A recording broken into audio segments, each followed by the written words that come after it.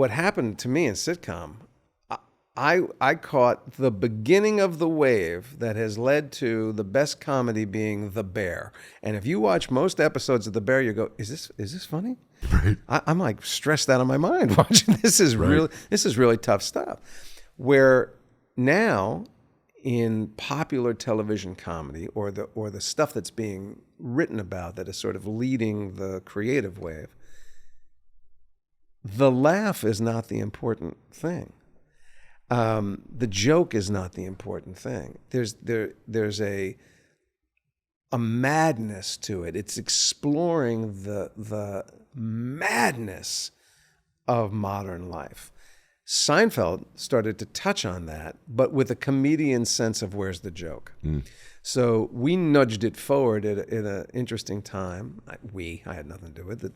The guys nudged it forward, and I went for the ride. You might have been there. Yeah.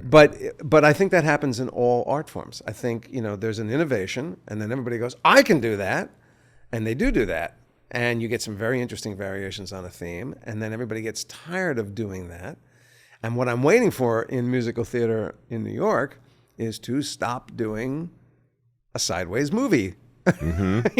Stop looking to popular films or popular pop culture to, create the next thing. So I was just talking to a producer friend yesterday who's got a musical that's just about to go into production about Louis Armstrong.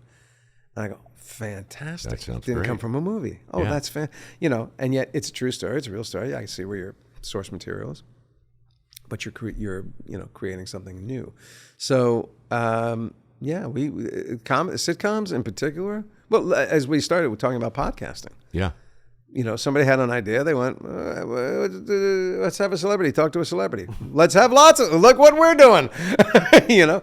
And there's a proliferation of that. And then we are all sitting here going, okay, what is this podcasting thing going to become? What's it really going to become? Is it going to become a substitute for literature? Is it going to become a substitute for what we think of as television or news and information? Where is it? Because right now, for the most part, and I include you and me and all our wonderful colleagues, for the most part, we are doing some hodgepodge of filler, a brew of entertainment, human interest, and a little bit of news and information, and there's a shit ton of it. Nobody knows. It's amazing. Yeah.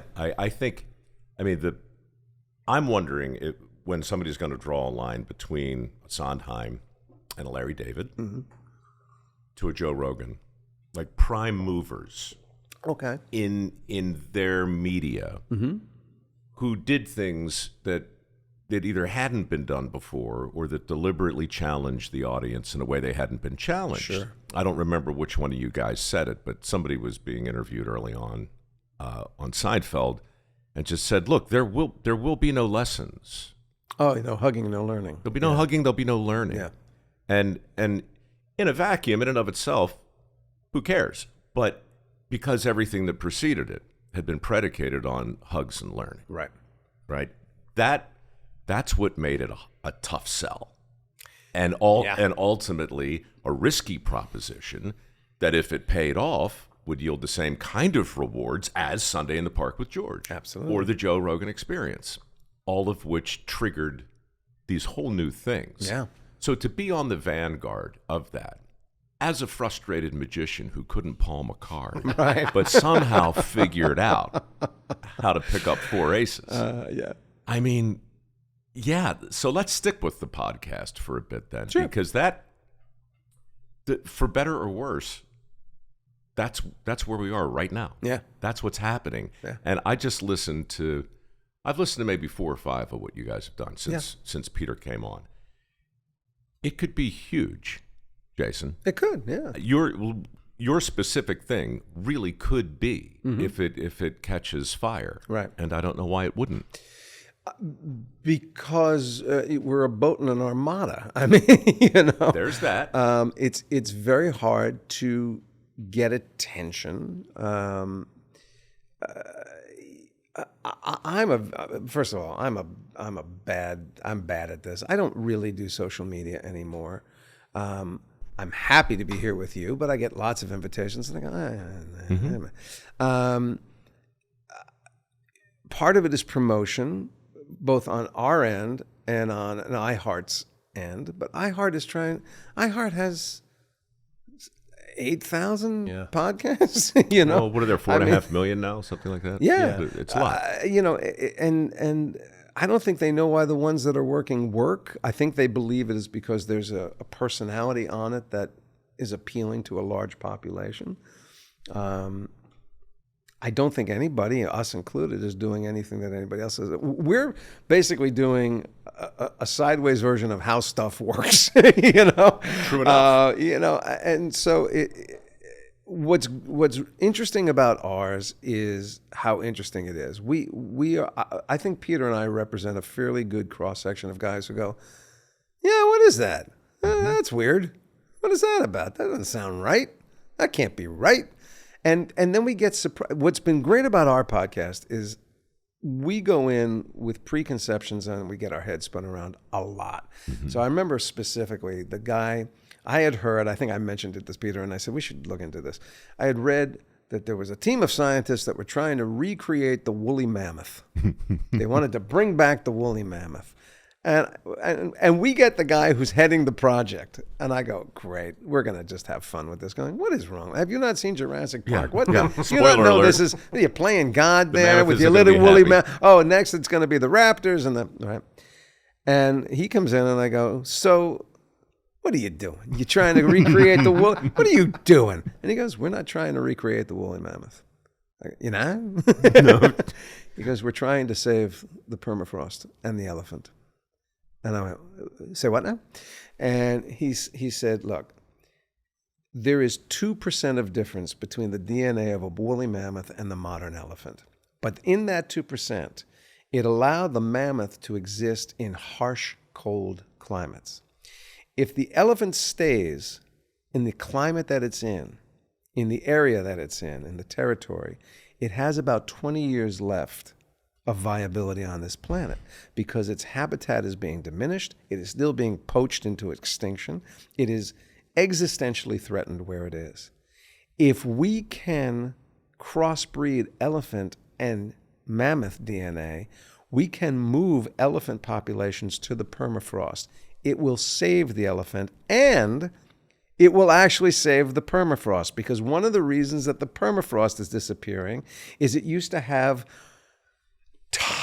herds of heavy animals tromping on it, compressing that ice, And he said, we can actually save both. That's our goal. And I went, welcome to our show. Wow. We're talking with, I'd like to go ahead and retract the question. Yeah. Let's just go ahead and edit that out. So a lot of our show is that surprise of thinking coming in with the asshole attitude of sure. You idiot, what are you doing?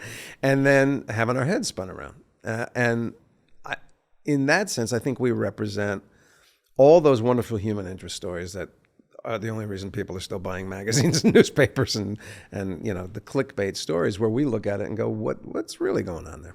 By the way, iHeart, the iHeart network has 32,220. There you go. Yeah. So 32,222 other podcasts besides Really No Real. The Armada. Yeah. The Armada. Wow. I just heard, what else did I listen to? The clairvoyants, the fortune tellers. The guy who busts the fraudulent psychics, Bob Nygaard. I was fascinated by that. Yeah. And I wanted to ask you about it because I know as a magician, like that's still a big part of your identity. Sure, yeah. Whose idea was it to bring this guy on, and just how big is the fortune telling business in this country? It's a $3 billion a year industry. Nygaard himself has recovered up to, I think, $125 million worth of clients, savings. It's huge. And, that started, I think that started with Peter and I having a conversation. We were driving around somewhere, and we saw one of these little storefront psychic things, and I went, That's rent on that space is no kidding. Right. How are they? It's got to be a front for something, right? It's the grandmother of the Don is probably sitting in the little chair in the window, and so we started going, yeah. How can somebody who goes $50 and I'll read your palm? How are they paying for these things? And Peter goes down rabbit holes. He starts researching something, and he's got ADHD, which is another episode that's about to break, where we interviewed a couple. The guy has ADHD, and he and his wife won Amazing Race about 2 years ago. How did you get him to stay on the topic while you were talking? I got to tell you, how did they finish the race? He talks about how he does it because he wrote a book called ADHD is a Superpower. But Peter has some of it, and he goes down these rabbit holes, and he takes the idea of how are they affording that building into, how are they making this money, to finding out how much money they're making, to find out how many people they're bilking, to finding out there's a guy who's busting them. And he's busting them. The reason Bob Nygaard is so interesting is because if these victims go to the police go, well, you're stupid. Right. You gave him $100,000. Just get out of here. I got real... And Bob goes, these are crimes. These are victims. And he's one of the few guys that is really looking after them. Good for him. Yeah. Because, the other thing I learned in that episode that made me go, really? Was, you just mentioned the Don, like a front for a Don. Mm-hmm. Well, in fact, there's a massive community of fortune tellers. Yeah. And they kind of police themselves in the way the mafia, right? The five families would come together, absolutely, have a chat. Yeah. They discuss territory. They discuss disputes. They meet out properties and whatnot.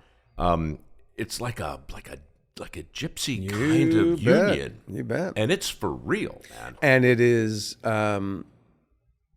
it's as serious as a heart attack. If you break that, the one thing Bob said to us is, I'll tell you guys the name of the organization. Please don't repeat it, because I do not want to get these guys. Right. I can take apart the weak ones, but if they think I'm a threat, I got a problem. If you like what you heard, and even if you don't, won't you please, pretty please, subscribe.